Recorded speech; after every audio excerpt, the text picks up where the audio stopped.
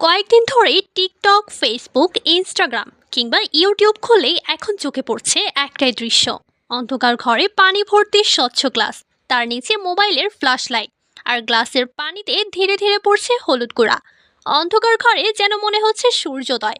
আর সেই মুহূর্তেই আবহ সঙ্গীত হিসেবে বাজছে শাহরুখ খানের বিখ্যাত সেই গান মেয়াগার কাহো।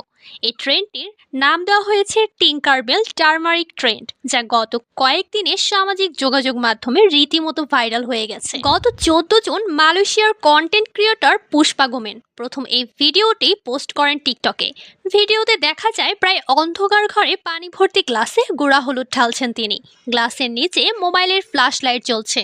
এরপরে হলুদের গুঁড়া পানিতে মিশে ছড়িয়ে পড়েছে এক রূপকথার মতো আলোকসজ্জা, সঙ্গে বাজছে মেয়াগার কাহো এই গানের সুর। উপস্থিত সবাই বিস্ময়ে অভিভূত। আপনাদের কাছে কেমন লেগেছে অবশ্যই কমেন্ট করে জানাবেন।